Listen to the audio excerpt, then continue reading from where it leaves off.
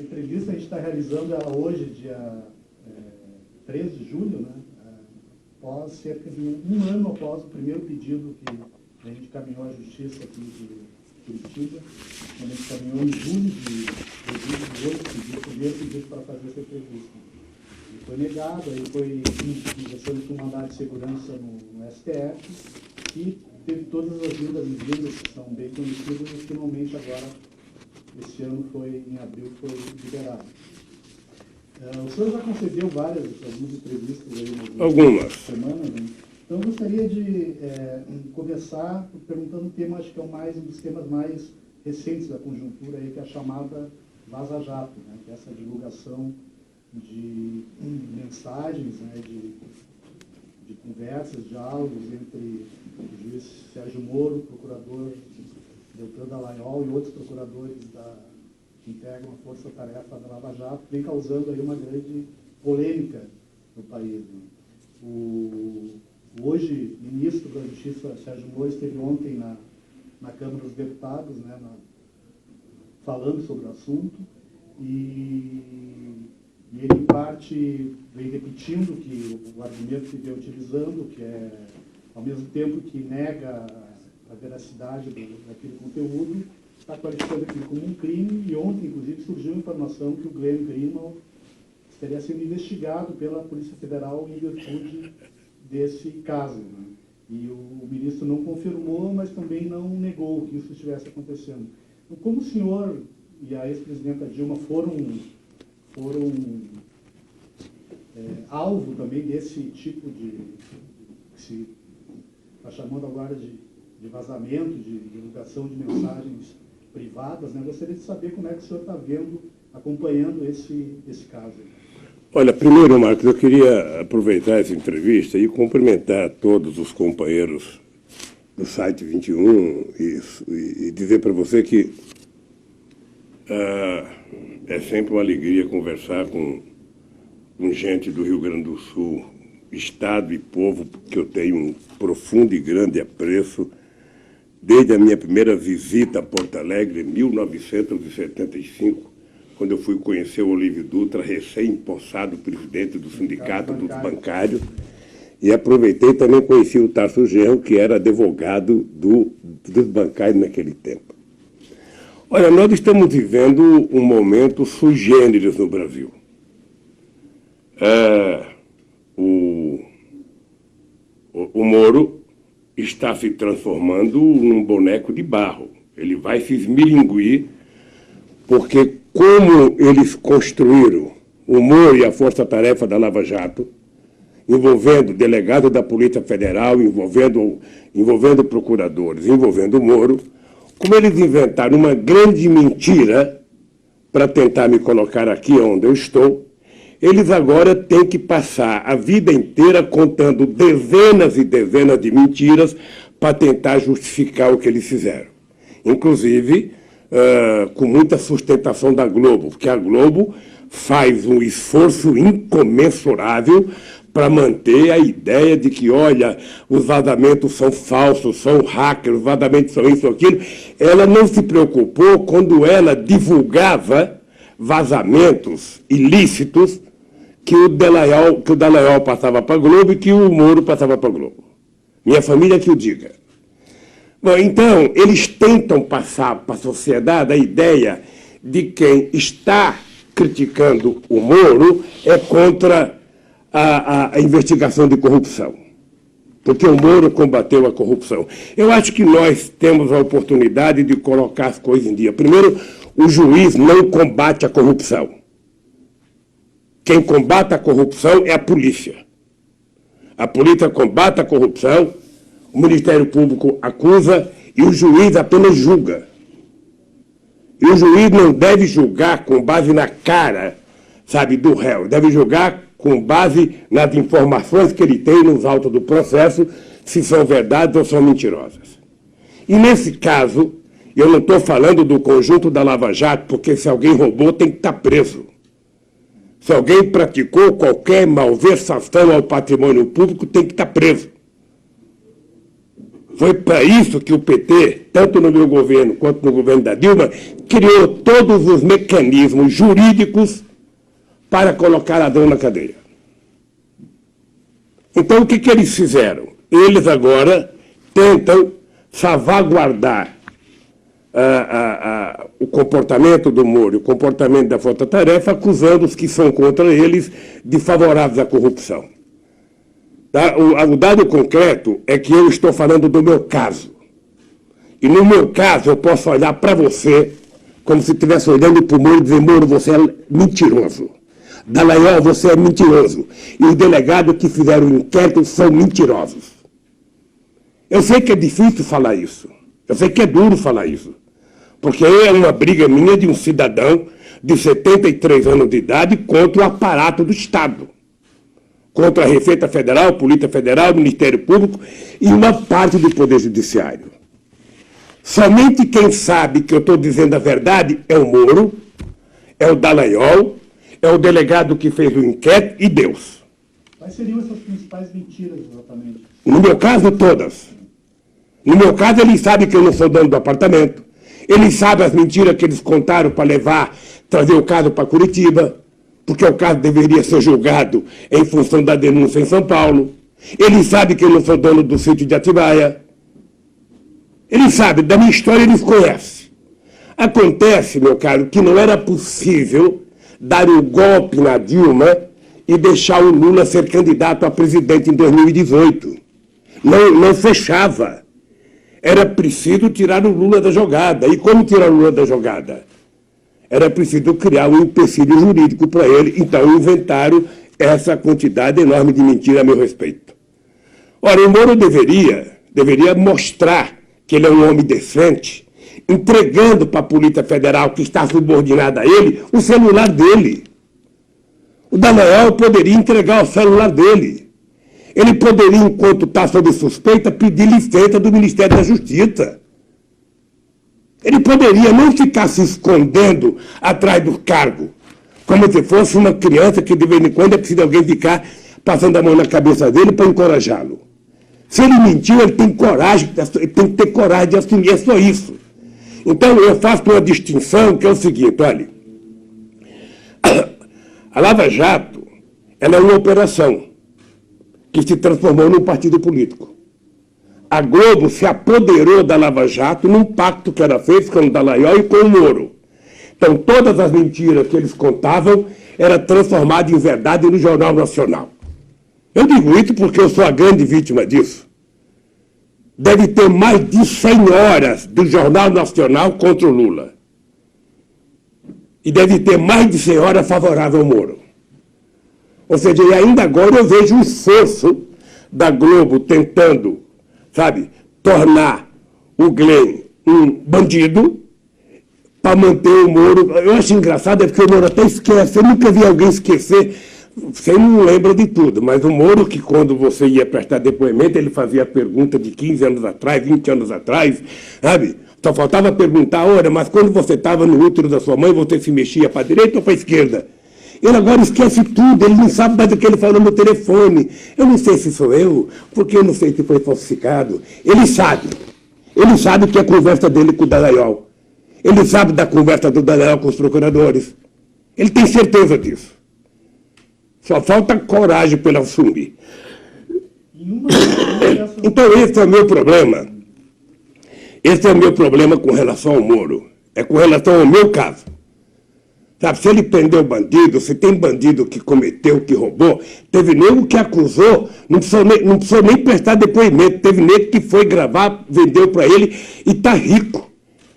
Vivendo, porque alguns que estão soltos, vivendo a vida de nababo, devem ter recebido mais dinheiro do que roubaram. Então, o que eu acho que nós temos que fazer nessa verdade é o seguinte: o seu Moro tem que ter coragem de dizer a verdade.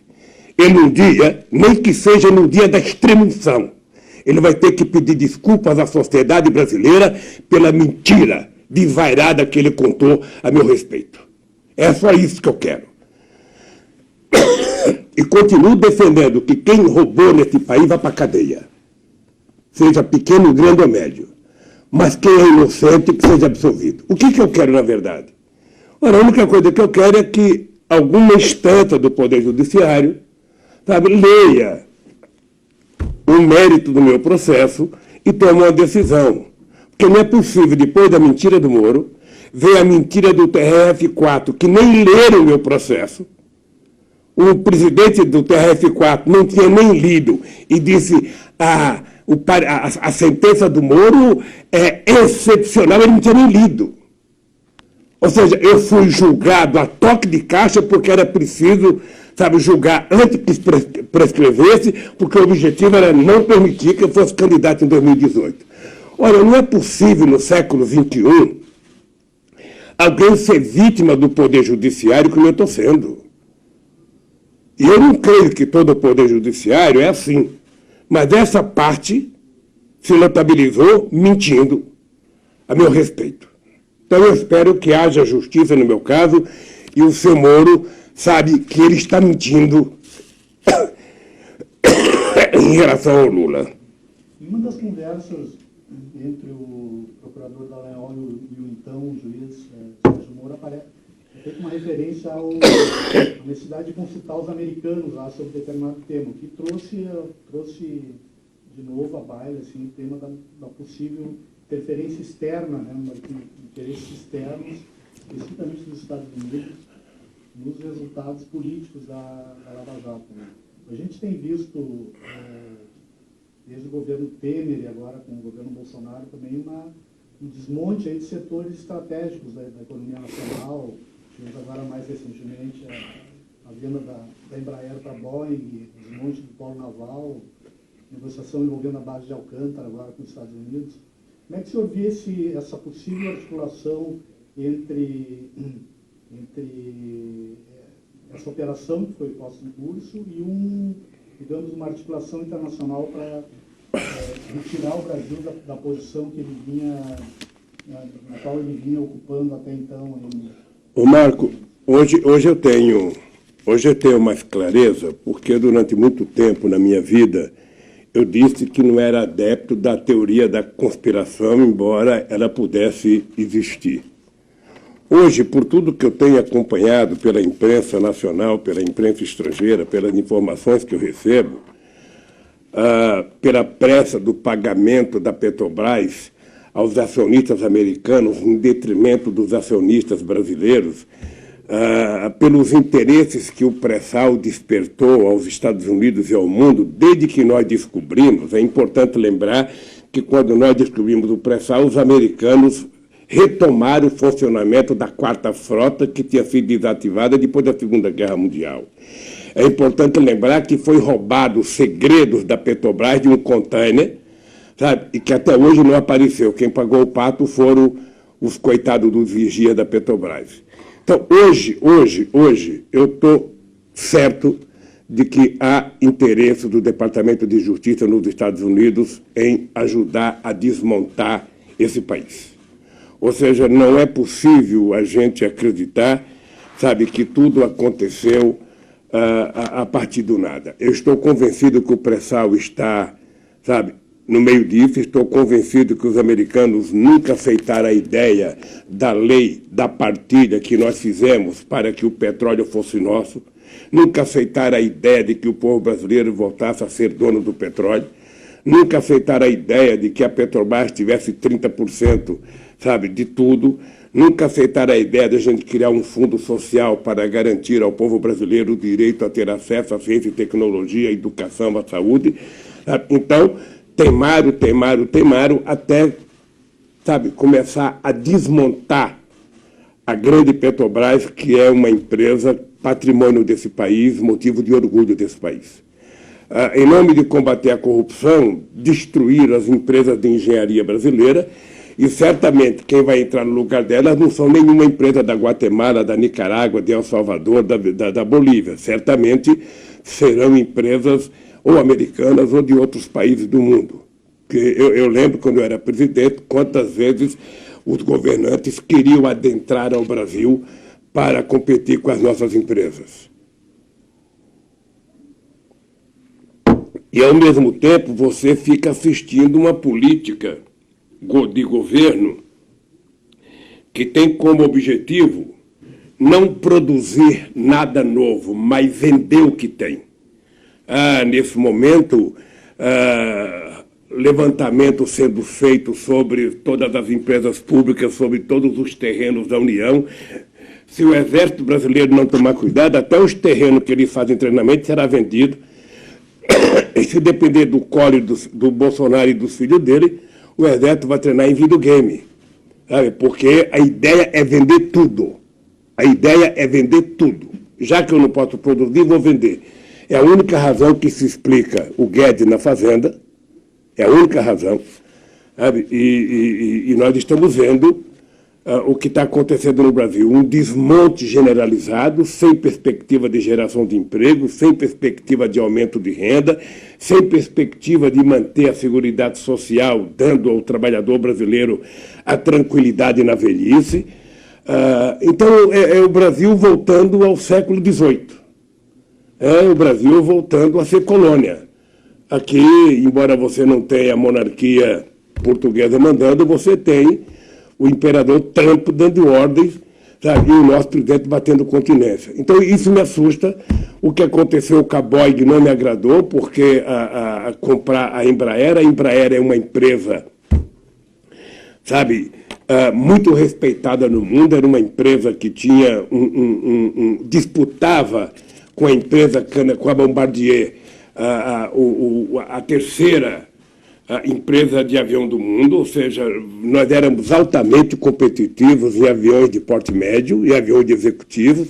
De repente você inventa de vender para quê? Porque a Boeing tinha comprado, a empresa francesa tinha comprado a Bombardier, então a Boeing teve que comprar a Embraer para se equiparar. E nós ficamos sem uma empresa de engenharia, sabe, do porte da Embraer. É lamentável, é lamentável.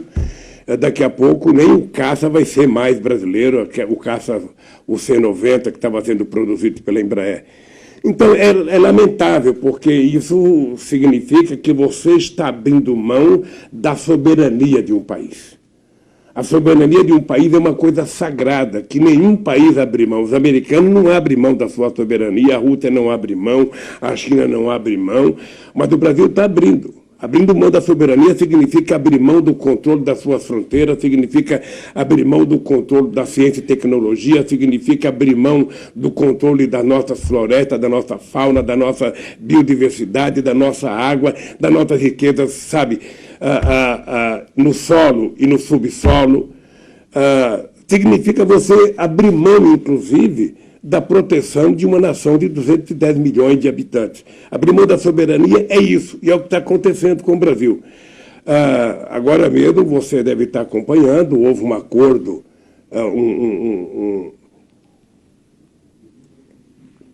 talvez um protocolo de intenções entre o Mercosul e a União Europeia, que a gente não sabe o que é, mas eu lembro do tempo que eu era presidente, qual era a ideia da União Europeia. Não sei se isso se manteve. A União Europeia, ela queria fazer um acordo desde que o Brasil e o Mercosul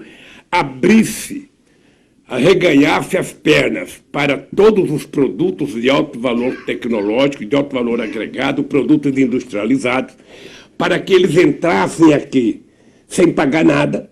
Isso significava quebrar a nossa indústria, significava impedir que países como a Argentina pudesse se reindustrializar, e prometiu importar produtos agrícolas brasileiros. Peguei uma gripe essa semana, eu estou... Também estou na mesma situação. Bem, então o que acontece? A gente não sabe, eu não conheço o acordo, não sei o que está escrito lá, mas veja, não é fácil. A gente não tem muito o que exportar para lá. E o que a gente tem para exportar não será fácil os franceses aceitarem. Não pense que os franceses vão aceitar comprar frango do Brasil, comprar porco do Brasil. Eles não aceitam nem comprar óleo industrializado brasileiro, querem comprar soja in natura e também não são os maiores compradores. Então, é preciso olhar, sabe, nessa coisa desse acordo, entre perdas e ganhos, a gente vê o que a gente ganha e o que a gente perde. A impressão que eu tenho é que a União Europeia está tirando proveito de um momento de fragilidade eleitoral do presidente da Argentina, porque o Macri está numa situação difícil eleitoralmente, e quem sabe a venda ufanista de um possível acordo que ninguém sabe, que ainda vai ser discutido no parlamento de cada país, possa facilitar a sua eleição. Como nos Estados Unidos, ou seja, a visita do Trump ao presidente da Coreia do Norte é uma propaganda eminentemente eleitoral. Ele não tinha o que fazer lá. Ele foi tirar foto para a campanha de 2020, que já começou, como a guerra do Iraque serviu para o Bush. Então, eu fico realmente preocupado com o momento que a gente está vivendo no Brasil. Há muitas incertezas, há muitas dúvidas do que vai acontecer com a sociedade brasileira, porque as pessoas não falam em emprego, as pessoas não falam em aumento de salário, as pessoas não falam em bem-estar social, as pessoas não falam em coisas que diz respeito ao povo brasileiro, né? Você teve de cara o desmonte da legislação trabalhista, ou seja, voltamos a ter a relação direta entre o trabalhador e o empregado, que é uma espécie de relação leonina. Dificilmente um trabalhador sozinho consegue sentar à frente ao seu empresário e discutir as suas condições. Desmontou-se aquilo que foi uma conquista, sabe, ainda da era Getúlio Vargas, do movimento sindical brasileiro. Agora desmonta a Previdência Social, inventando a tal da capitalização para que o cidadão, por conta própria, sem participação do empresariado e sem participação do Estado, sabe, mantenha a sua aposentadoria. Com o trabalho intermitente, não se sabe quanto tempo esse trabalhador vai levar para poder adquirir o direito de se aposentar. Então, eu acho que nós estamos retrocedendo. Eu, quando estava na presidência, eu dizia para os dirigentes sindicais e para os dirigentes políticos europeus que a diferença entre nós e eles é que eles tinham conquistado o estado de bem-estar social depois da Segunda Guerra Mundial. E eles estavam lutando, sabe, enquanto a gente lutava para tentar chegar ao padrão salarial, ao padrão de saúde, ao padrão educacional, ao padrão da qualidade de moradia e de transporte que eles tinham alcançado nos anos 60, nos anos 70, nos anos 80, enquanto a gente brigava para tentar chegar lá, eles estavam começando a perder. E hoje o que nós estamos assistindo? Nesses últimos 30 anos houve uma concentração de riqueza na mão, sabe, dos mais ricos lá, houve uma perda de poder aquisitivo do povo trabalhador, e aqui no Brasil, não só nós não chegamos lá, como já começamos a perder. O salário cai, a renda cai, e o povo está vivendo pior, comendo pior, morando pior e com menos perspectiva. Então, eu acho que é difícil uma nação sobreviver se ela não tiver esperança, se ela não acreditar, e esse governo efetivamente não passa esperança para ninguém. É muito difícil você imaginar, sabe, que o povo trabalhador possa ter algum sonho nesse governo Bolsonaro. Nesse tema ainda, chama atenção, o senhor fez uma referência ali antes, que o Exército deveria tomar cuidado com o que está acontecendo, senão vai ter que treinar com videogame. Chama atenção o posicionamento dos militares brasileiros a favor desse processo de entrega aí de setores estratégicos da economia nacional. Lembrar que mesmo no período da ditadura, né, os militares tiveram políticas mesmo de enfrentamento com o interesse dos Estados Unidos, como foi o acordo militar com a Alemanha, tinha uma política externa de alinhamento com países africanos recém-independizados. Houve uma mudança, digamos, drástica, qualitativa no posicionamento dos militares em relação a um projeto de nação, na sua opinião? Uma das coisas que o mundo inteiro respeitava o Brasil era pelo fato de, durante o golpe militar brasileiro, os militares não terem desmontado a indústria brasileira, pelo contrário, fortaleceram alguns setores da industrialização brasileira. Criaram, por exemplo, programas importantes como o do etanol, em função da crise do petróleo. Bem, o que nós estamos vendo agora, não sei se é uma posição do conjunto das Forças Armadas, do Estado-Maior, mas pelo menos de alguns militares que falam pelo governo Bolsonaro, é de total desinteresse pela soberania nacional e de total, sabe, disposição de vender tudo. Ou seja, eu até disse outro dia numa entrevista que, sabe, um militar que não defenda a soberania nacional, que não é um nacionalista, ele nem deveria chegar a general, porque a obrigação das Forças Armadas é de proteger os interesses do país, é de proteger o povo contra inimigos externos. Ora, e a entrada totalmente desregulamentada do capital para explorar as riquezas brasileiras é, na verdade, você abrir mão da sua soberania. Eu acho que isso é muito delicado. E acho engraçado porque, embora o Bolsonaro bata a continência para o Trump, ele vem na contramão do Trump, né? O Trump é um direitista que utilizou como discurso o fortalecimento do Estado Nacional.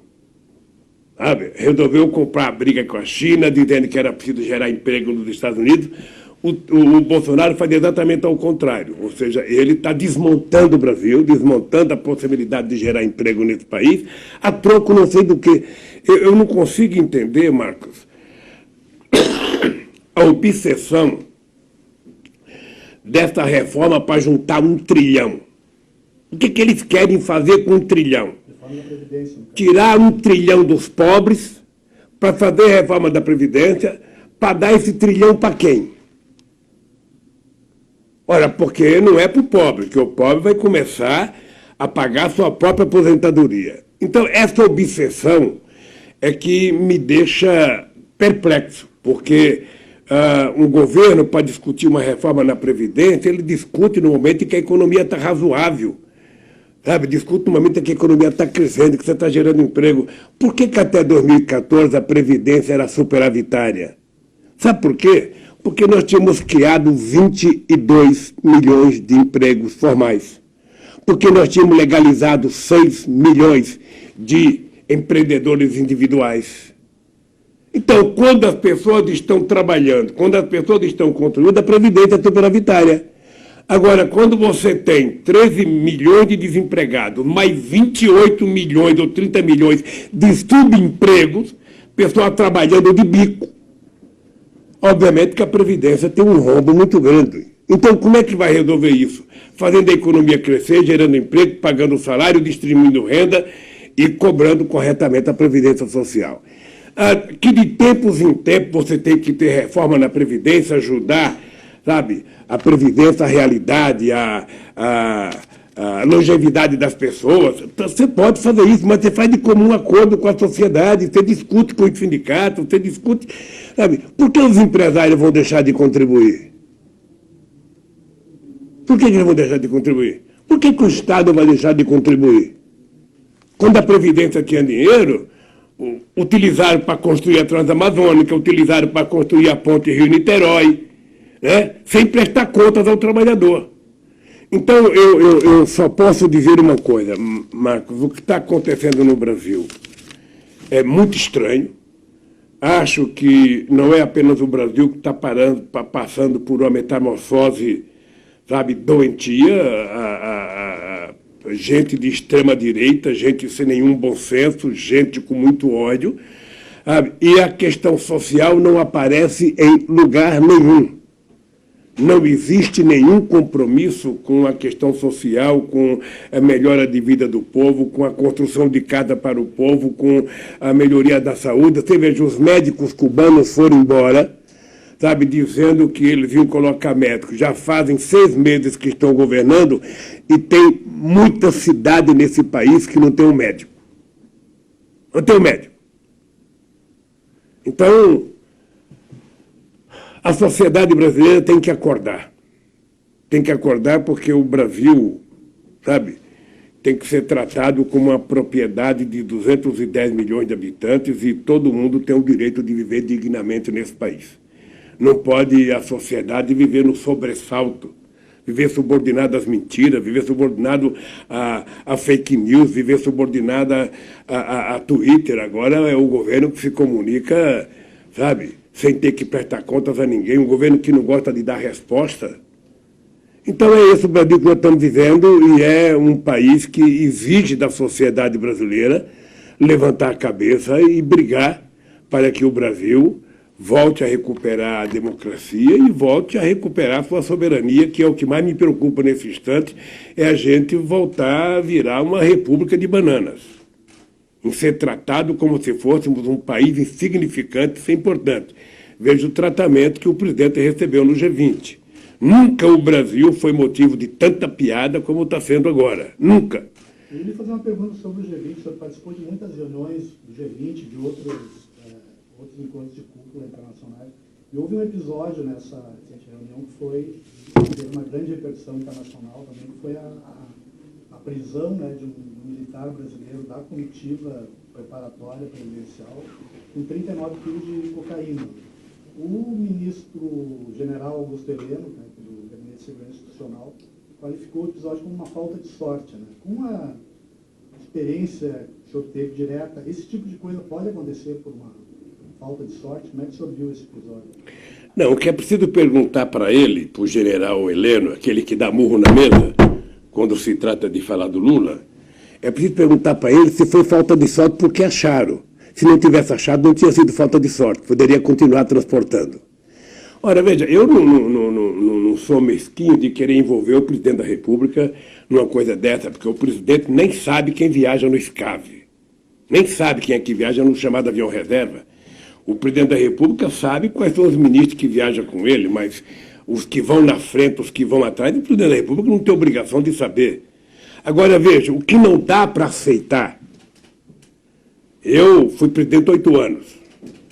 A base aérea brasileira é controlada lá onde o avião presidencial funciona, seja em Brasília, seja na base aérea aqui no aeroporto de Congonhas, seja em Cumbica, seja no Rio de Janeiro. Quem toma conta da descida, sabe, do avião brasileiro são os militares. Eu posso dizer para você que o coronel, que hoje é brigadeiro, que é ministro do Superior Tribunal Militar, o Joseli, durante 8 anos do meu governo, ele foi um brigadeiro que tomava conta do avião. Ele viajava comandando os pilotos e comandando toda a tripulação. Foi no meu governo e foi no da Dilma. Ele hoje é ministro do Superior Tribunal Militar. Na base tem um coronel que toma conta da base. No avião que vai da reserva ou no que vai na frente, normalmente é comandado por militares. Os pilotos são militares, tudo da aeronáutica, e deve ter lá dentro um chefe que também é da aeronáutica. As malas para entrar no avião presidencial, você tem 2 salas. Você tem uma sala cerimonial, que é a sala onde entra o presidente da República, que normalmente aquela sala só entra o presidente da República e a sua mulher. E, obviamente, que o ajudante de ordem que te acompanha. E tem uma sala do lado em que todos os ministros e todas as outras pessoas que vieram no avião, sabe, chegam antes do presidente, vão para aquela sala e a mala dele já chegou 3, 4 horas antes. A mala dele já está embarcada. Então, é preciso saber como é que esse rapaz, sabe, não sei, é sargento, não sei, como é que esse sargento conseguiu entrar com a mala com 39 quilos de cocaína, sem que ninguém percebesse. Sabe, ele chegou por último, entrou com a mala na mão, colocou a mala lá dentro, quer dizer, não é possível.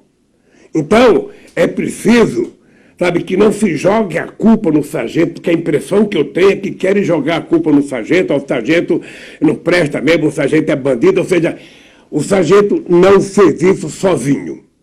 Qual é o esquema? Quem está por detrás? Quem facilitou?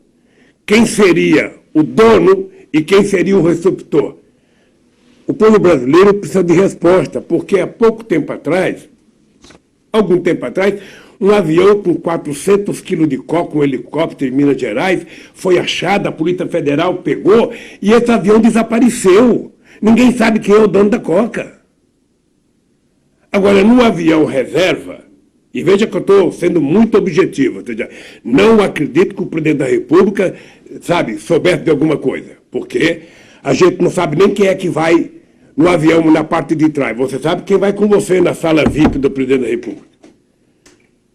Tem o chefe do cerimonial que cuida dos civis e tem os militares. Alguém sabe como é que esse cidadão embarcou? Alguém sabe? Então, eu espero que... Esse era o papel do Moro, de fazer uma investigação, apresentar serviços. Não era papel do general. Era papel do general. O papel da Polícia Federal de investigar onde é que foi essa droga, como é que ela entrou, por que que entrou, conversar com as pessoas. Mas também eles não estão achando nem o Queiroz. O Queiroz enganou o Ministério Público, enganou a Polícia Federal, está desaparecido, ele não sabe onde está. Esse cidadão, esse mesmo ministro, que quando o juiz teve a pachorra de mandar a Polícia Federal na minha casa pegar a minha família inteira, não consegue achar o Queiroz?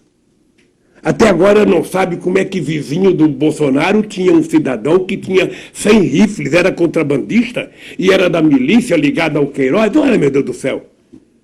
Até quando vai se mentir para a sociedade? E o que eu acho engraçado, Omar, é que a Rede Globo de televisão, ela finge que não é com ela. Se ela não puder puxar o saco, falar mal, ela não fala. Então, o esforço que eles estão fazendo para fingir que não tem nada de errado, o esforço que eles estão fazendo para achar que quem está acusando o Moro é contra a corrupção é muito grande. Eu vejo isso na Globo. O Alicâmbio deve ser um artista, sabe, de tentar inventar uma proteção, sabe, descabida para o Moro nesse instante. Todo mundo sabe que o Glenn é um jornalista respeitado, é uma pessoa respeitada no mundo inteiro, e não vai agora ser acusado de que, olha, vamos no COAF quebrar a renda dele, vamos quebrar... Se o Moro não tem coragem de mostrar o celular dele. Eles tiveram a coragem de pegar um tablet do meu neto. Neto de 2, 3, 4 anos. Pegaram e ficaram 1 ano com eles aqui na Polícia Federal. E o ministro se recusa a entregar para a Polícia Federal o seu telefone celular. O Dallagnol, sabe... não tem coragem de entregar, o que eles têm para esconder? Então eu acho que a sociedade brasileira precisa começar a acompanhar de perto, porque a democracia é um valor incomensurável que a gente não pode perder. O STF agora, antes de entrar em recesso, mais uma vez avaliou um pedido, a possibilidade da sua libertação e mais uma vez negou isso e adiou para ir para o segundo semestre. Recentemente houve uma reunião, um encontro do presidente Bolsonaro, presidente do STF, presidente da Câmara, presidente do Senado.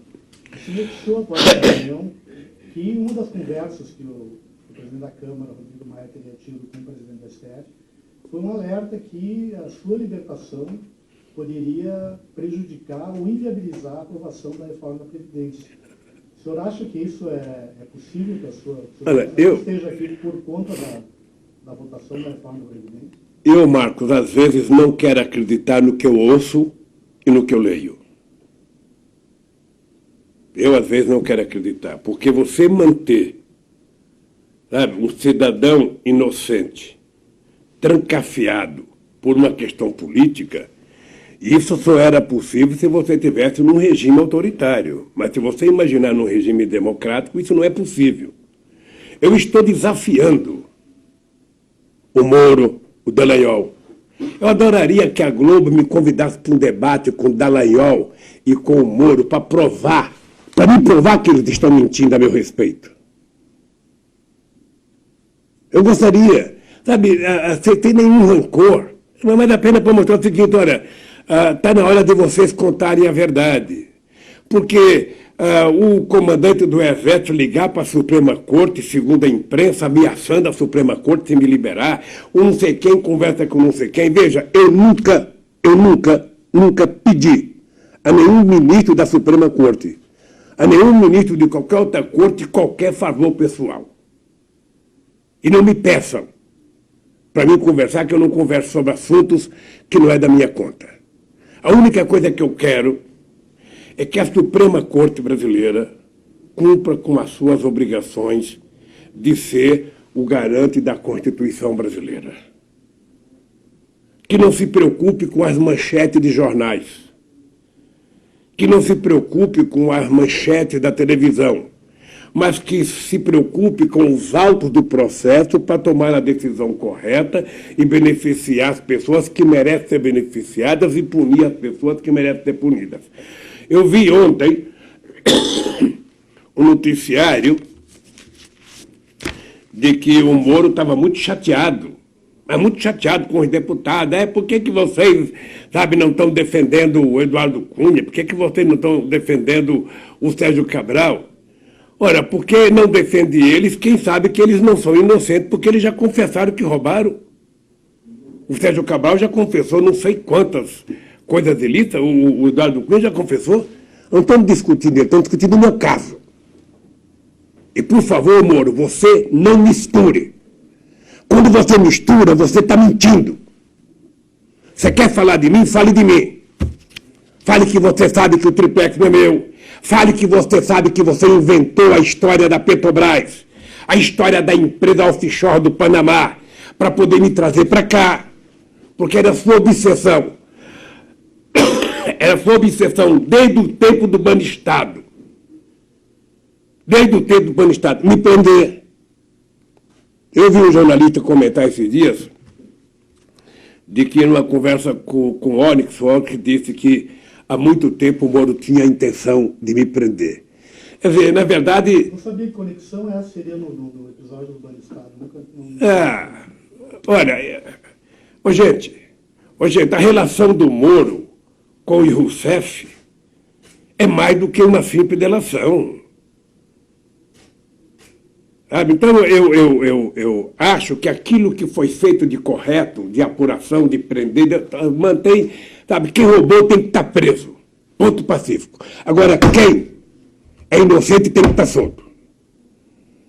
E delação falsificada, como essa do Palocci, como eu não sei quantas delações são verdadeiras. O que eu sei é que no começo desse processo, muitos advogados e muitas pessoas diziam: Lula, olha, eu fui detido e a primeira coisa que perguntavam para mim era o seguinte: e o Lula? Você conhece o Lula? E o Lula? Você conhece o Lula? E o Lula? Então a obsessão era tentar chegar até o Lula. E construíram todas as mentiras possíveis e impossíveis para chegar. A Polícia Federal contava mentira no inquérito, o promotor contava mentira na acusação, o Moro aceitava a mentira, o TRF4 aceitava a mentira e a Globo transformava aquilo em verdade. Ou seja, que era a ideia, que eu nunca concordei, de que para você apurar corrupção, você tem que queimar a pessoa perante a opinião pública. Primeiro você diz que ele é ladrão na imprensa. Quando você disser que ele é ladrão na imprensa, não tem mais como absolver. Ele será condenado pela opinião pública. E a minha briga nesse momento, aos 73 anos de idade, com 50 anos de vida política, é provar que se pegar, eu já falei uma vez, eu vou repetir, se pegar o Moro, Dallagnol, TRF4 e todos aqueles que estão me condenando, colocar no ventilador, no liquidificador e bater, o que sair como resultado não é honesto como Lula. Então, é a única coisa que eu posso falar para a sociedade brasileira. É isso. É isso. Eu estou afirmando que o Moro está mentindo. Estou afirmando que o Dallagnol está mentindo. Se acertarem num caso, óbvio. Ótimo. Se condenar alguém corretamente, ótimo. Mas não mintam a meu respeito. Não mintem, não vão me dizer que eu sou contra a Lava Jato, não. Eu sou contra transformar uma operação de investigação numa ação política. E foi o que vocês fizeram com relação a mim. E a Globo sabe do que eu estou falando. Aliás, eu acho que quem não quer que eu saia daqui nunca é a Globo. Por quê? Porque a Globo poderia vir fazer uma entrevista. Como você está me entrevistando, ela poderia mandar o Bial, transmitido ao vivo. Sabe, com a Globo eu não faço gravando. Com a Globo, como eu não confio, tem que ser ao vivo. Mandar o Willy Bonner, aqui no Jornal Nacional. Sabe, quando eu fui eleito, eles não me fizeram ao vivo, agora eu vinha sentar aí e fazer 20 minutos de pergunta. Para a gente poder desmascarar e desmentir essa gente que foi responsável pelo golpe na Dilma Rousseff, essa gente que fez com que a gente chegasse na situação que nós estamos hoje, e essa gente que trabalhou para evitar que eu fosse presidente da República, porque eles sabiam em todas as pesquisas de opinião pública que se tivesse eleições e eu fosse o candidato, eu ganharia as eleições. Então, eu de vez em quando fico pensando, bom, o Marcos vai sair daqui e vai dizer, pô, eu pensei que o Lula ia estar mais revoltado. Que tá... Não. Uma coisa, Marcos, que eu aprendi a me concentrar é que eu não vou permitir, sabe, que o ódio tome conta da minha cabeça. Hoje eu tenho certeza, assim, certeza, como a certeza que eu tenho que Deus existe, que o Moro não dorme direito. Eu tenho certeza que o Dallagnol não dorme direito. Eu tenho certeza que os delegados que me acusaram não dormem direito. Eles sabem que mentiram.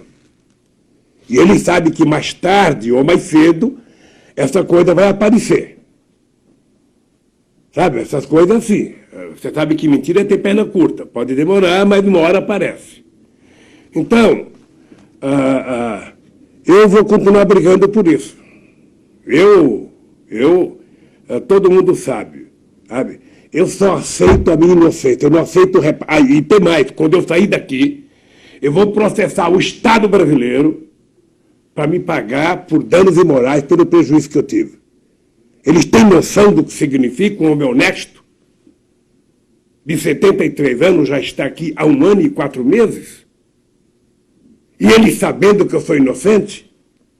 Então eu espero, a minha crença é o seguinte, olha, eu ainda tenho esperança na justiça, vou até o último momento acreditar que a verdade vai prevalecer no meu caso.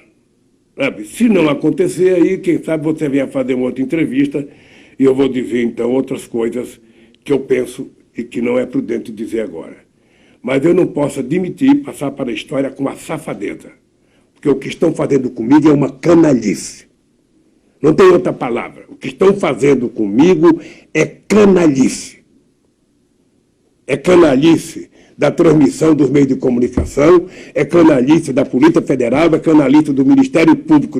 Quando eu digo Ministério Público, Polícia Federal, eu quero ressalvar a Operação Lava Jato. Quer dizer que é o pessoal da Lava Jato, não é o pessoal da Força Tarefa. Não é a instituição. Porque se tem um cara que eles sabem que eu respeito a instituição, é a Polícia Federal e o Ministério Público. E o Poder Judiciário sabe que eu respeito as instituições. Agora, ninguém da Polícia Federal, do Ministério Público ou do Judiciário pode se dar ao luxo de ser maior do que Deus. E de querer trabalhar por conveniência política. Sabe? Processo tem auto. Tem provas. Então pega as provas e veja onde é o crime que eu cometi.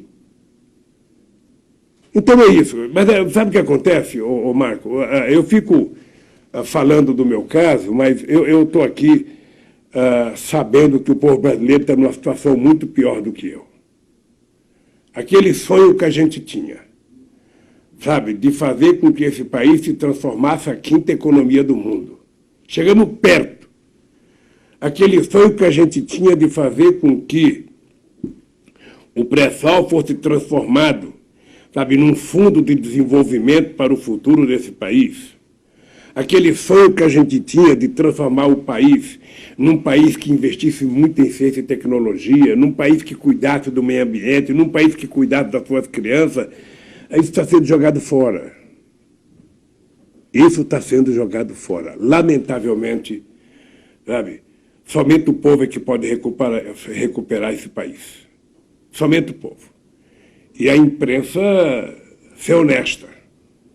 Ninguém quer imprensa chapa branca. O que se quer é uma imprensa honesta. Dizer a verdade quando a verdade tem que ser dita. Se o Lula é culpado, diga que ele é culpado e prove. Se o Lula é inocente, diga que ele é inocente. É só isso que eu quero. E nesse instante eu acho que nós temos alguns problemas extraordinários a ser resolvidos. A questão da educação nesse país, sabe? Porque a grosseria com que se trata a questão da educação no Brasil, a questão da saúde no Brasil, sabe, que se tirou os mais médicos e não conseguiu se preencher. Sabe? Porque é um governo que não pensa em ser humano, é um governo que acredita nas fantasias, não se fala mais nos problemas sociais do nosso povo. E nós estamos aí, sabe, vendo o PIB cada vez crescer menos, vendo o desemprego cada vez crescer menos, o emprego cada vez crescer menos. Estamos vendo menos jovens entrando na universidade e o país virando um motivo de gozação no exterior. É isso que nós estamos vendo nesse instante no Brasil. As pessoas e setores que vêm defendendo e militando pela manutenção da sua prisão aqui, usam vários argumentos. A gente falou aqui do tema da reforma da Previdência, ou já houve generais dizendo que incendiaria o país e coisas do tipo. Então, eu lhe pergunto, que papel, né, o senhor acha que pode desempenhar, né, na atual conjuntura de fratura, acho que dá para dizer, não é um exagero, uma fratura social que existe no país hoje, um clima de ódio proliferando, de falta de diálogo. Que papel que o senhor acha que eu poderia desempenhar uma vez que consiga sair da prisão? Eu acho uma piada, Marcos, quando eu vejo alguém dizer que o Lula não pode sair porque senão não aprova a Previdência. Lula não pode sair porque senão vai acontecer tal coisa. Lula não pode sair porque vai criar dificuldade para o Bolsonaro. Ora, a única coisa que eu quero dizer para as pessoas que pensam assim é que eu preciso sair porque eu sou inocente. Segundo, enquanto esse coração bater e essa cabeça funcionar, eles podem ficar certos que eu estarei na rua defendendo os interesses do povo brasileiro. Goste Bolsonaro ou não goste, goste general ou não goste, sabe? Eu estarei na rua defendendo o povo brasileiro, porque não é possível a gente chegar na situação que a gente está chegando. Não é possível. Eu jamais imaginei que o Brasil pudesse entrar na derrocada. Jamais imaginei que o Departamento de Justiça americano pudesse induzir uma parte do Ministério Público brasileiro, uma parte da Polícia Federal e um juiz para destruir a economia brasileira. Jogar falta de credibilidade na Petrobras para poder desmontar a Petrobras. Sabe, eu acho muito engraçado essa destruição da economia brasileira, porque se você pega uma empresa que cometeu um crime, como é que acontece nos Estados Unidos, na Alemanha, no Japão? Ora, se uma empresa praticou corrupção, o que você faz? Você prende o dono da empresa e mantém a empresa trabalhando. Porque senão quem paga o pato são os trabalhadores brasileiros. Quem é mandado embora é o trabalhador, não é a empresa. Agora, aqui foi feito exatamente ao contrário. Foi feito exatamente ao contrário. Se você amanhã descobre que a família Marinho, sabe, roubou qualquer coisa, ou se é verdade que eles estão devendo 600 milhões para a Receita Federal, você não tem que quebrar a empresa, prenda o dono. Por que quebrar a empresa? Então, é assim que deveria funcionar o Brasil. Acho que as pessoas falam muita bobagem. Eu tenho assistido muita coisa e não age com seriedade. Não age. Não dão explicação. O negócio do Queiroz caiu no esquecimento. Quem mandou matar a Marielle caiu no esquecimento. Veja que coisa absurda. Até hoje, eles deram o golpe em 2016. E até hoje ele fala que o desemprego é por conta da Dilma. O Temer entrou, você está lembrado? Porque depois que tirasse a Dilma, tudo ia melhorar. E tudo piorou. Tudo piorou. Porque a economia não funciona porque é o Collor o presidente. A economia não funciona porque é o Lula o presidente. Ou melhor, a economia não funciona porque é o Bolsonaro, porque é o Fernando Henrique Cardoso. Sabe, não é assim que funciona a economia. A economia funciona quando os agentes que trabalham a economia, seja trabalhadores ou empresários, sabe, seja investidores, percebem que há seriedade na governança e que há previsibilidade, que não terá surpresa, que as coisas vão acontecer e, sobretudo, que o Estado está sendo o indutor do desenvolvimento. O Estado não tem que ser um Estado empresarial.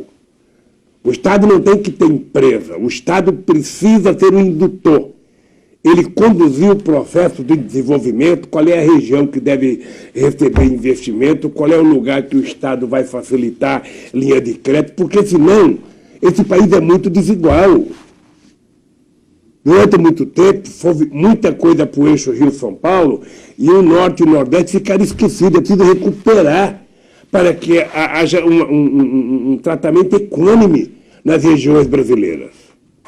Foi isso que nós fizemos e é por isso que o Brasil deu um salto de qualidade.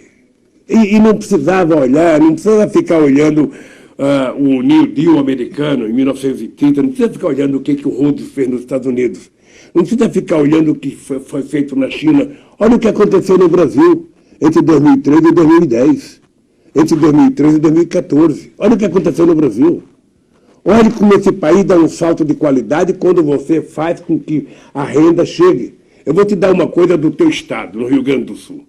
Eu passei muito tempo da minha vida ouvindo dizer que a metade sul do Rio Grande do Sul estava fadada a ser uma região morta. Que não ia ser aquela região de Pelotas, é isso?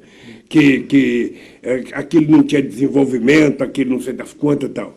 Quando nós resolvemos recuperar a indústria naval brasileira, que nós levamos os estaleiros para Rio Grande, o que aconteceu naquela região?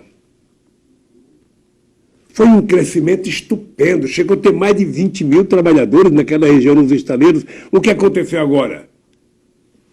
Desmontaram.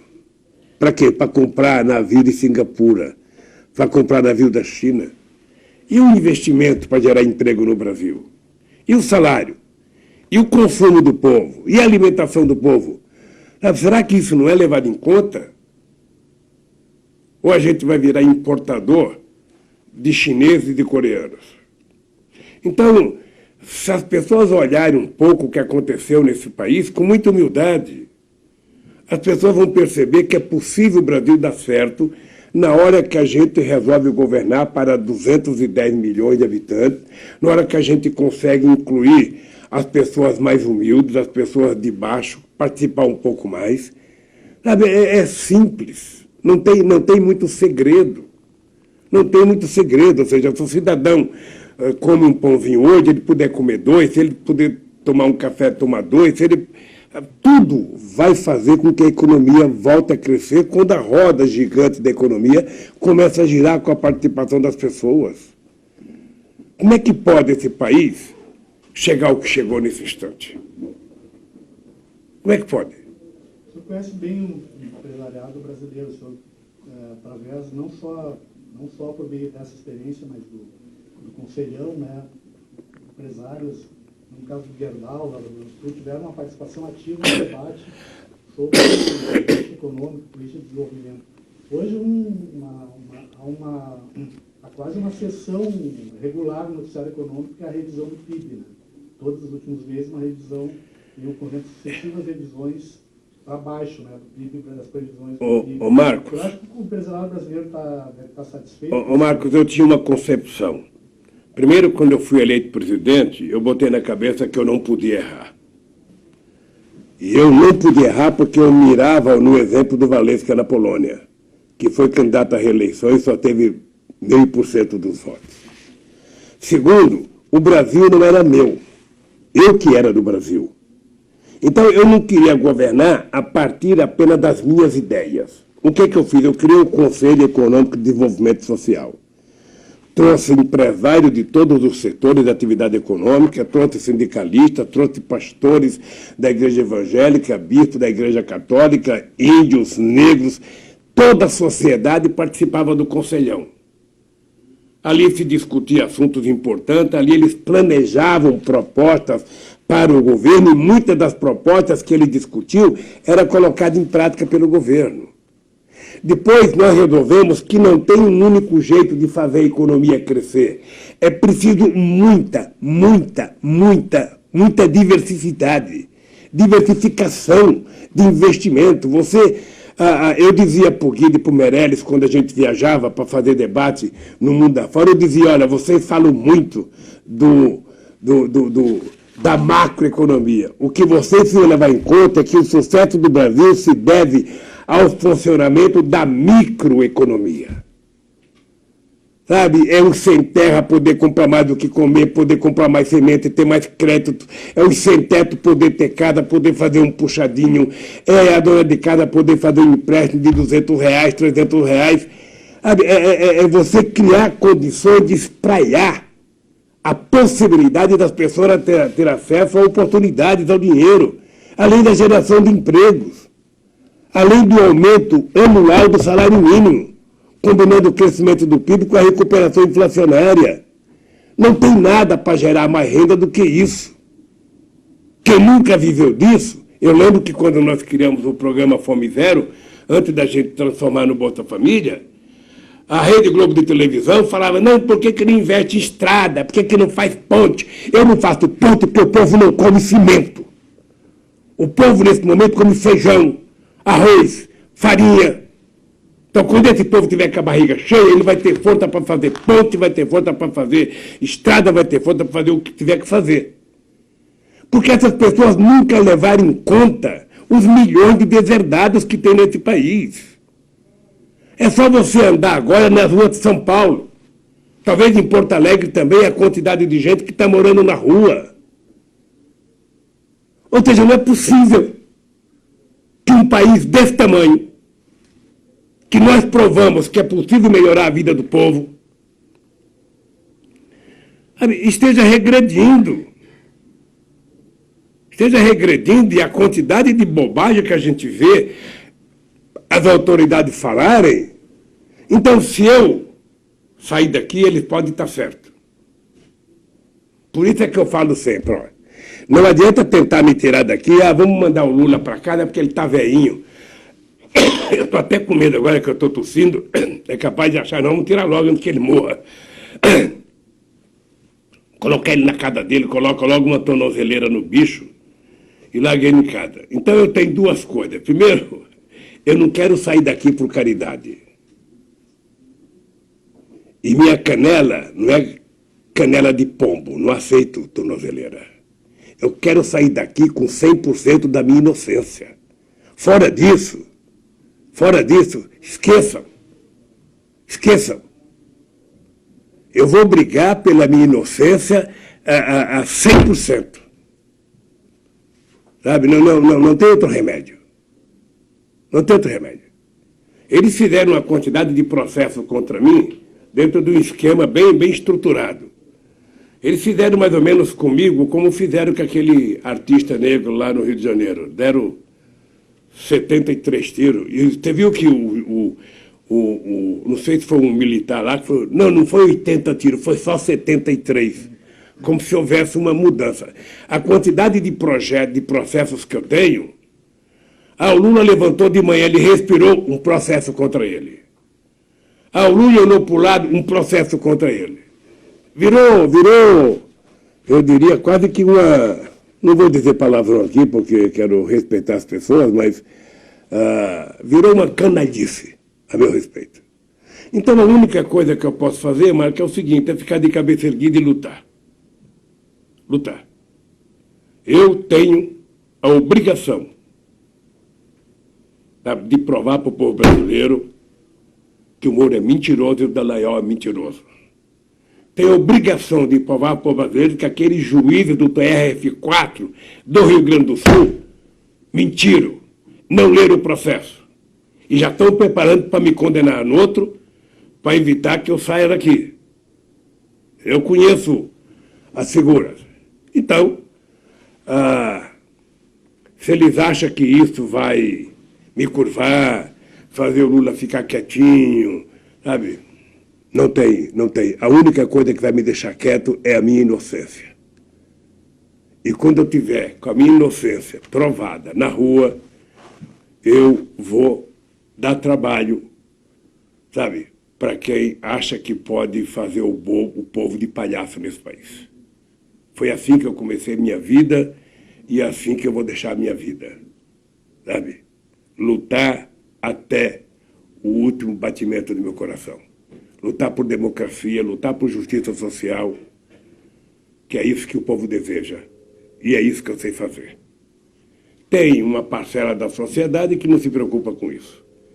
O Brasil habitualmente foi governado por 35%, foi governado para 35% da população. O restante era números. E eu quis provar que era possível governar o Brasil para 100% da sociedade. E o povo tem que acreditar nisso. Porque não é normal, não é bíblico, não é constitucional, não é humanamente correto um cidadão comer 10 pães por dia e um cidadão passar 10 dias sem comer nenhum. Todo mundo tem direito a tomar café de manhã, almoçar e jantar. Isso está na Constituição. Todo mundo tem direito a ter uma casinha, por mais humilde que seja, isso está na Constituição. Todo mundo tem que ter direito a ter oportunidade de estudar, isso está na Constituição. Então, quem quiser fazer uma revolução no Brasil, não precisa ler o Manifesto Comunista. Não precisa ler nenhuma cartilha trotskista, não. É só pegar a Constituição e ler a Constituição e saber que ela permite você fazer as coisas nesse país. Agora, a história do Brasil é assim, né? A história do Brasil é assim. Toda vez que houve o começo de revolta, começo de levante dos pobres, sufocaram. Né? Sufocaram. Aliás, quero aproveitar o 21 Sul para dar um recado aqui para o Mauro Lopes, do Paz e Bem da 247, que ele está com um programa que é uma sugestão minha, contando a história do Brasil. Né? Acho que é detalhes ou retratos do Brasil. Ou seja, contar o que aconteceu em Canudos, o que aconteceu com Palmares, o que aconteceu na Cabanagem, o que aconteceu em todas as revoltas em que as pessoas mataram.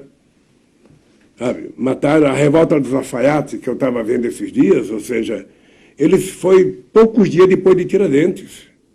Mataram, enforcaram, esquartejaram e salgaram a carne do mesmo jeito. Porque as pessoas queriam viver melhor. Eles agora sofisticaram. Ao invés da gente matar e esquartejar, sabe? Vamos pegar o Poder Judiciário, vamos saber quem está disposto e vamos utilizar, sabe, um jeito deles serem condenados via justiça, mesmo que não tenha crime. E é o que aconteceu comigo. Tinha preparado aqui um dos itens que gostaria de... Acho que eu tocou no assunto agora, que é o problema do racismo estrutural na sociedade brasileira.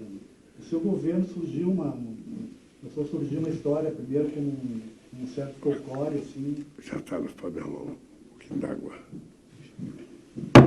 Que os aeroportos estavam se tornando rodoviárias, né, pelo acesso de pessoas de mais baixa renda para voar de avião. E começaram a surgir diversas manifestações de reclamações da emergência dos pobres na sociedade.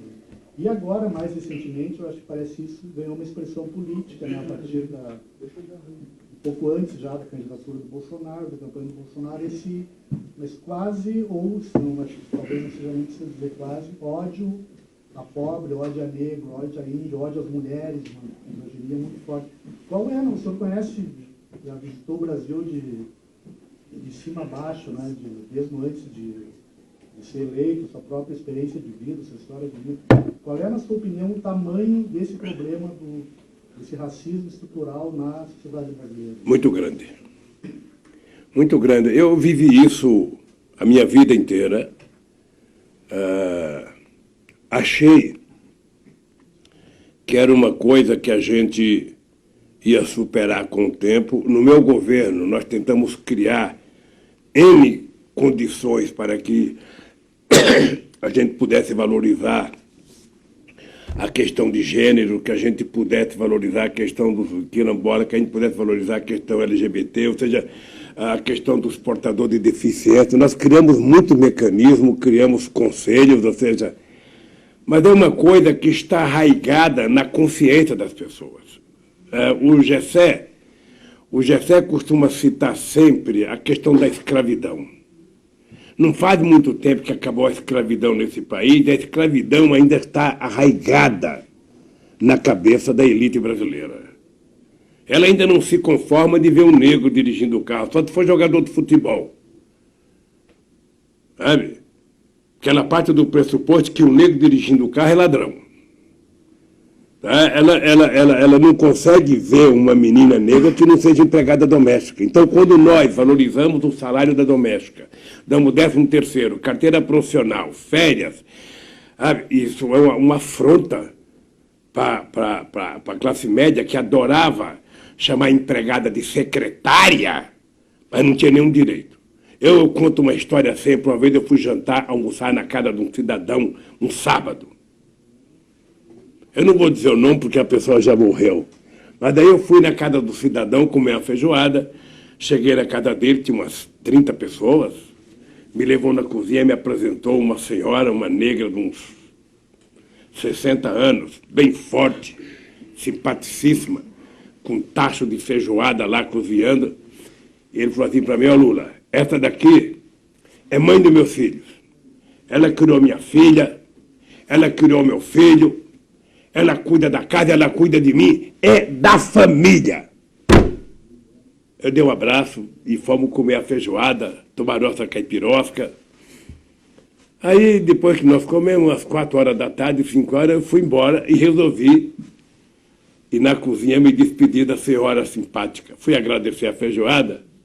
Aí ela me disse uma coisa hilariante. Ela falou: ô Lula, pergunta para ele se eu sou da família, se ele me colocou no testamento. Sabe? Então, é essa a realidade. Ou seja, há uma parte, isso acontece na Argentina, acontece em outros países, ou seja, há uma parte, sabe, da sociedade brasileira, que pode chegar a 20% ou 30%, que não aceita a ascensão dos mais pobres. Não aceita. Não é todo mundo que está andando no Parque do Ibirapuera que fica contente quando um pobre da periferia de São Paulo está andando no Parque do Ibirapuera. Não é todo mundo que aceita chegar no teatro e ver lá um monte de gente de cor. Não é todo mundo que gosta. Quando você vai no seu restaurante predileto, chega lá, você percebe que tem gente que não é, sabe, daquele ambiente. Eu lembro, uma vez eu estava com o Mino Carta, vou citar até o nome, eu estava com o Mino Carta, com o Jacob Ittar e com o Vefó, almoçando num bar em São Paulo. Aí pedimos o almoço, eu levantei para lavar a mão. Quando eu vou na direção do banheiro, o Jacob Ittar foi atrás de mim e o Jacob Ittar ouviu a mulher falar: ele disse que defende o trabalhador, mas está aqui comendo no nosso restaurante. O Jacob Ittar foi obrigado a ter uma briga com a mulher, falando: olha, quem vai pagar a conta dele sou eu, não é a senhora. Ele come onde ele quiser. Então, esse tipo de preconceito, uma vez no avião da Varig, uma vez eu vinha, acho que eu vinha no avião da Varig, e naquele tempo eu já estava virando personalidade, já era dirigente sindical, já tinha o PT. Eu cheguei em Frankfurt, acho que foi em Frankfurt, o comandante do avião me convidou para ir na primeira classe. Outra, falei, maravilha, né, sentar na primeira classe e tal. Aí veio a moça com o carrinho, perguntando para mim, oferecendo lá, tem caviar, tem lagosta, sabe? Aí eu falei para ela: eu quero caviar. Eu nunca tinha comido caviar. Eu falei: a chance que eu tenho de experimentar. Ela faz a pergunta e vai para o carrinho e fala para a amiga dela: ele disse que é trabalhador, mas está querendo comer caviar. Aí eu fui obrigado a levantar. Educadamente eu falei: me diga uma coisa, a senhora tem feijão? Arroz? Tem um ovo frito? Não. Então por que a senhora não fecha sua boca? Porque você foi lá e me ofereceu lagosta e caviar. Eu pedi caviar. A senhora vem aqui dizer que caviar não é para mim? Não tinha a música do Zeca Pagodinho ainda, né? Essa do caviar. Se você conhece caviar. Gostou do caviar ou não? Qual foi a experiência com o caviar? Hein? Gostou do caviar? Sabe, depois disso eu comi muito, porque eu ia muito aos países nórdicos, e lá é uma coisa mais fácil. E todo o café da manhã eles colocam lá. Mas não é meu pedaço de carne seca assada, vai bem melhor para mim. Mas eu estou contando isso apenas para mostrar o preconceito. O que poderia ser visto como uma coisa normal, não é visto como... Ainda hoje, se você sair numa rua de Curitiba e for num restaurante, você vai ver o preconceito. Sabe? Talvez ele exista aqui dentro da sede da Polícia Federal. Ele existe na igreja. Sabe? É uma coisa histórica aqui. Por que nós decidimos ensinar a história africana na escola brasileira? Porque eu achava que a única forma de você acabar com o preconceito, sabe, contra o negro, era você envolver o Brasil na história africana, porque são 300 anos de exploração dos negros aqui como escravos. Sabe, eu nem sei se isso está funcionando hoje, mas senão você não acaba com o preconceito. Uma vez eu fui na casa do Saturnino Braga, ele era prefeito do Rio de Janeiro, eu e a Benedita. A Benedita, acho que era candidata a prefeita, não sei, nós chegamos na casa, no apartamento do Saturnino Braga, sabe? Fomos direto para o elevador. O rapaz lá, o porteiro, chamou nós, ó. Eu todo sujo de camiseta suada, a Benedita suada. O cara falou, ó, elevador de serviço. Não, o cara de pau, a Benedita já era deputada. Eu falei para ele, por favor, pega o telefone e liga para o prefeito. Ele ligou para o Saturnino Braga. Eu falei, Saturnino, não vamos subir porque aqui nós só podemos subir pelo elevador de serviço. E eu não estou em serviço. Aí ele desceu, foi lá, deu um esporro no cara, que me deu pena da pessoa também. Ele não faz aquilo por maldade. Aquilo é uma coisa cultural que está na cabeça dele. Então, o Brasil viveu isso no meu governo, sabe?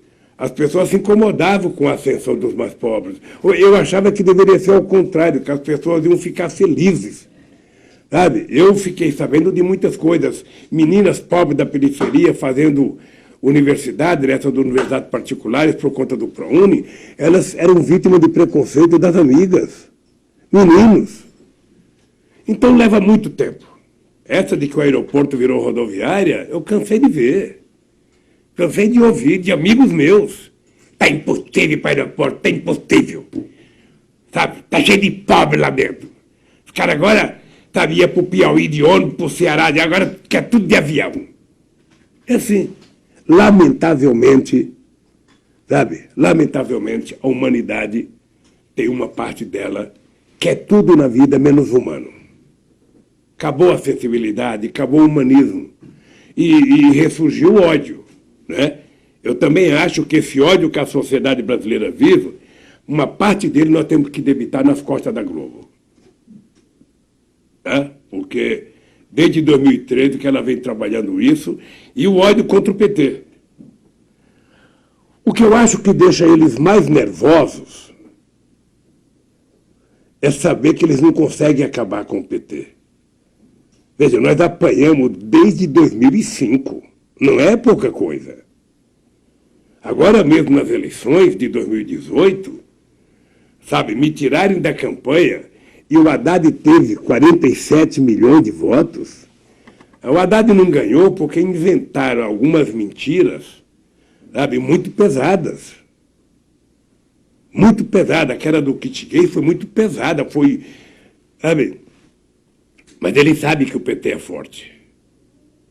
E ele sabe que o PT é o maior partido do Brasil, é o partido mais organizado.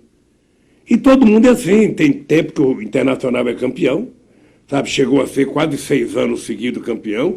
Tem tempo que é o Grêmio que vira campeão, é assim.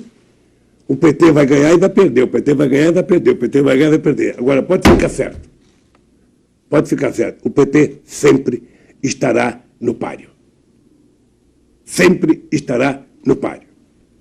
E o PT não troca de nome, não. O PT não é Maria vai com as outras. Ah, tem uma denúncia, tem troca de nome. Tem uma denúncia, tem troca de nome.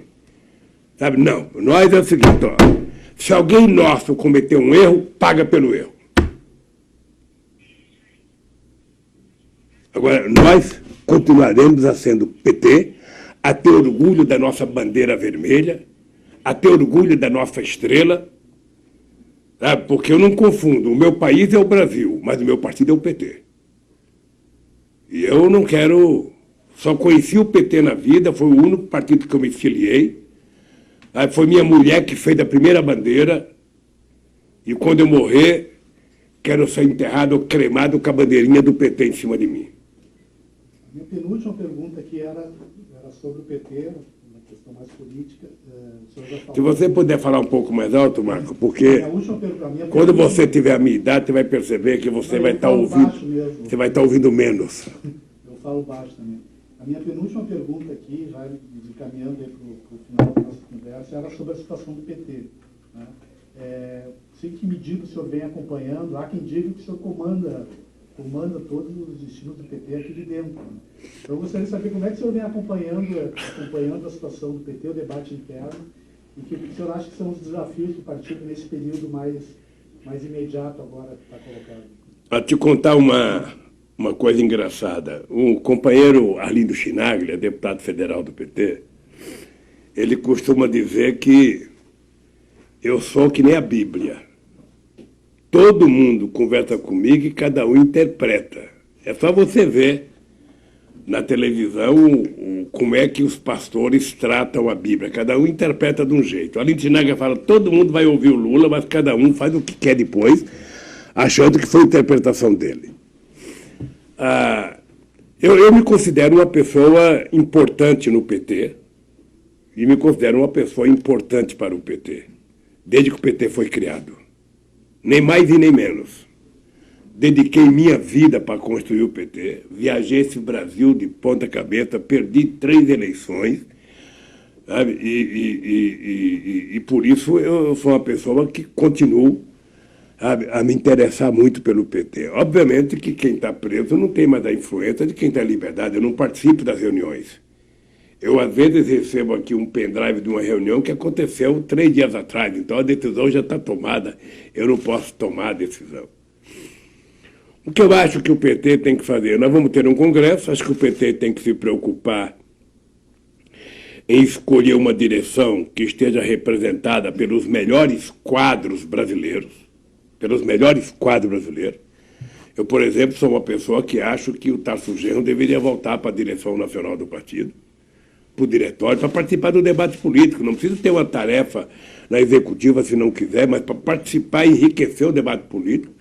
Acho que o PT tem que trazer alguns intelectuais importantes para o debate político no PT. Sabe? É importante que não seja apenas os petistas militantes, mas que a gente consiga extrair, sabe, o pensamento da sociedade para nossas decisões. Acho que o PT tem gente importante para dirigir, todo mundo sabe que o Haddad saiu muito fortalecido da campanha política, o Haddad é um quadro excepcional, sabe? O Haddad tem todas as qualidades, sabe, que eu tenho, sem ter os defeitos que eu tenho. Tá? O Haddad é muito mais competente, é um quadro muito experimentado, sabe? Eu acho que o Haddad tem um futuro muito promissor dentro do PT e fora do PT. A Gleice, eu acho que é uma presidenta extraordinária, sabe? A Gleice valoriza muito a participação da mulher e o partido precisa fazer um conjunto de dirigentes com o que a gente tem de melhor no partido, sabe? Agora, o que o partido precisa, e agora está cuidando de fazer, é pegar o programa que o Haddad disputou as eleições e transformar aquele programa num conjunto de medidas, seja emendas constitucionais, seja projeto de lei, para o debate das coisas que nós queremos que aconteça no Brasil. O partido tem que ter claro o papel do Bolsonaro. O Bolsonaro não ganhou as eleições propondo construir alguma coisa. O Bolsonaro tinha algumas metas. Primeiro, vender o Brasil. Guedes. Segundo, facilitar a Taurus para vender arma para todo mundo no Brasil, atendendo à reivindicação dos milicianos brasileiros. Sabe? Porque eu fico imaginando com o estado de nervo que está a sociedade, você comprando arma, uma simples batida de carro pode terminar num tiroteio. Então o Brasil não está precisando mais de arma, quem precisava de arma é a polícia. Armas mais modernas, mais inteligência, e o povo está precisando de livro. Livro, caderno, emprego e salário. É isso que o povo está precisando. Então o Bolsonaro foi eleito para isso, para comprar arma, foi eleito para vender o Brasil, sabe? E ele se trouxe para dentro do governo uma parte de generais aposentados que concorda com tudo. É muito engraçado, porque o general que deu um soco na mesa, quando eu fiz um comentário sobre a facada do Bolsonaro, ele agora não teve coragem de dar soco na mesa quando o filho do Bolsonaro desancou ele. Então eu sinceramente, acho que o Brasil não precisa de gente medíocre para governar o Brasil. O Brasil precisa de gente que pense no futuro, gente que acredite na educação, gente que acredite na universidade, gente que acredite na cultura, gente que acredite, sabe, na liberdade de pensamento nesse país, que é o que está faltando nesse instante. Então, o PT tem essa obrigação. Tá? O PT não tem que ter medo. Mas precisa tomar cuidado com o Bolsonaro. Não tem que tomar cuidado com o Bolsonaro. O que precisa é não deixar o Bolsonaro estragar esse país. Porque o Bolsonaro tem como uma das suas metas tentar destruir qualquer possibilidade de avanço das esquerdas. E a esquerda tem que ter como meta derrotar o Bolsonaro para consertar o Brasil. E porque se a meta da esquerda for consertar o Brasil, gerar emprego, fazer a economia crescer, investir em cultura, investir em educação, precisa derrotar o Bolsonaro. Porque o que está por detrás de Bolsonaro é pior do que ele. Eu vejo algumas figuras na internet que esse dia eu oferecendo mulher para o Moro. Enquanto mantiver o Lula preso, você terá a mulher. Como é que alguém coloca isso na internet? Como é que...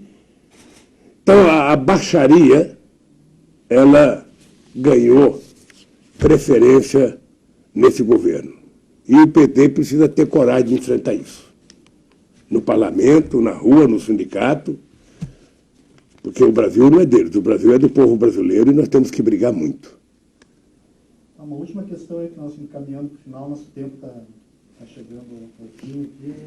Gostaria, o senhor está vivendo aí uma situação de privação de liberdade há mais de 1 ano e 4 meses, aproximadamente mais. E muitas pessoas que têm contato com o senhor nesse período relatam que o senhor tem lido, e uma das ocupações que o senhor tem feito aqui é ler muito nesse período. E, então, ele deixaria aí a proposta que o senhor falasse do livro que o senhor está lendo agora, ou acabou de ler, e que tipo de, até como considerações finais, assim, de... Eu acabei de ler um livro muito interessante agora, que eu recomendo para você, um livro pequeno, chamado Desigualdade, do Eduardo Moreira. Eduardo Moreira não é um economista, ele é um engenheiro que se meteu a trabalhar no sistema financeiro. E agora fez uma opção política para se colocar do lado do povo, e ele foi dormir em acampamento do Sem Terra, foi visitar Sem Teto. Ele está com uma posição muito boa, e é um livro que ensina as pessoas a compreender um pouco o que acontece na economia e no sistema financeiro. Se você puder ler, é muito pequenininho, sabe? Eu estou lendo o livro do seu amigo jornalista Mário Magalhães sobre Lutas e Lágrimas, que ele conta a história de 2018. Ele pega muito sobre o Bolsonaro, sobre o Lula, sobre Marielle. É muito interessante, muito interessante. Estou lendo um livro, as 21 lições para o futuro, daquele Yuval, é isso? Um judeu, que é muito bom, aquele que escreveu Sapiens. E estou lendo também o do Gessé. Eu estou relendo o do Gessé porque ele refez aquele da classe média, ele refez para colocar a escravidão, eu estou relendo ele. Estou acompanhando algumas coisas, sabe, de muito debate na televisão, muito debate pelo pendrive, e conversando com os advogados. Eu acho que isso tem preenchido o meu tempo, e eu posso até correr o risco de sair daqui mais intelectualizado do que entrei. Não sei se isso vai ser bom ou vai ser ruim para mim. A única coisa que eu espero é que eu não perca, estando aqui, o jeito de falar com o povo trabalhador na porta de fábrica. Tá? Porque essa é uma conquista que eu não quero perder. Dizer para você que eu acompanho a imprensa, eu recebo release sobre a imprensa, a imprensa continua a mesma, ou seja, muito mais... Só teve um momento na imprensa em que ela foi totalmente contra, foi no governo do PT. Ela não é contra o governo Bolsonaro, eu acho que a imprensa brasileira, a imprensa não, a elite brasileira que detém os meios de comunicação, elas estão dando um tempo para que o Bolsonaro faça o que eles querem que o Bolsonaro faça. Vender o que tiver que vender, fazer a reforma da Previdência, e aí o Bolsonaro já não interessa mais, porque ele não sabe nada além disso. Então, eu só espero que a anestesia que o povo brasileiro foi submetido esteja passando, porque se o povo demora muito para lutar contra a venda desse país, quando a gente acordar, pode não ter mais o Brasil, pode estar o Brasil ser menor, ser menos importante, sabe? E esse país não pode se apequenar. Então é isso que eu faço aqui. Penso muito,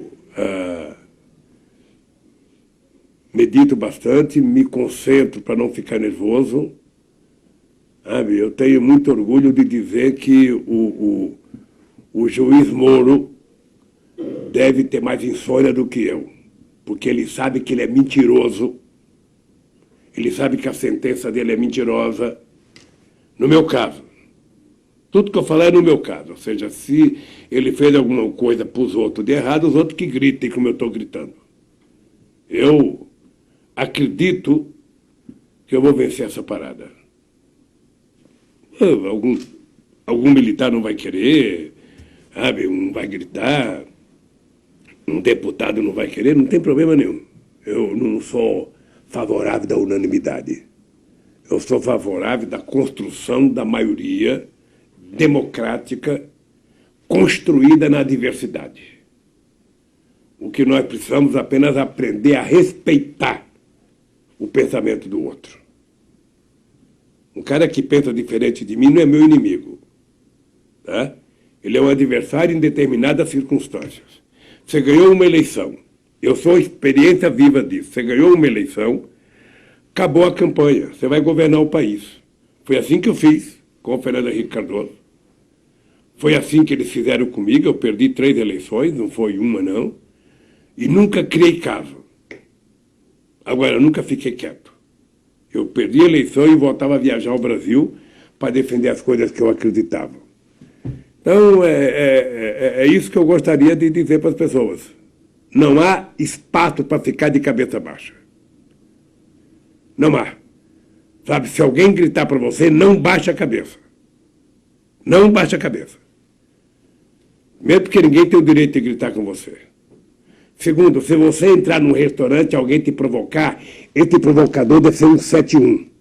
Porque um homem sério não faz isso. Um cara que vai num restaurante e provoca um Chico Buarque, esse cara não presta. Pode ficar certo que não presta. Porque uma pessoa séria, mesmo que não goste do Chico, não vai provocar um dos poucos gênios que esse país criou. Então, é assim que eu estou aqui dentro. Estou ouvindo mais músicas, estou vendo mais filme, Quando alguém manda, né, um filme bom para mim. Nem sempre tem, mas vai sendo. Aliás, você precisa assistir o filme documentário da Petra. Ah, já vi. Já viu? Gostou? Sim, muito. Sabe? Eu achei razoável. Você sempre quer mais, né? Sim. Mas eu gostei. Embora seja duro de ver. Hein? Seja duro de ver. Ah, mas a realidade é a realidade. Você não imagina que eu, depois de passar pela presidência da República, depois de ser o presidente do Brasil mais respeitado no exterior, depois de ser várias vezes cogitado pelo Medvedev e pelo Sarkozy para ser o secretário-geral da ONU, e eu nem queria discutir porque eu achava que tinha que ser um burocrata. Depois de deixar a presidenta com 87% de bom e ótimo e 10% de regular. Depois de ficar até julho de 2014 sendo todo santo dia provocado para ser candidato a presidente da República, e eu dizendo, não sou porque é um direito da Dilma de ser. Estar na situação que eu estou hoje, você acha que é fácil? Você acha que é fácil? Não é fácil.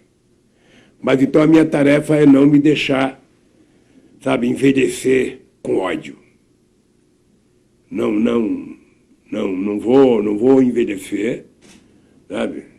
E todo mundo sabe que eu estou namorando, que eu quero casar quando eu sair daqui. Todo mundo sabe, sabe? E quem quer casar não tem tempo de esmorecer. Ou seja, quem está amando não tem tempo, sabe, de ficar choramingando, não.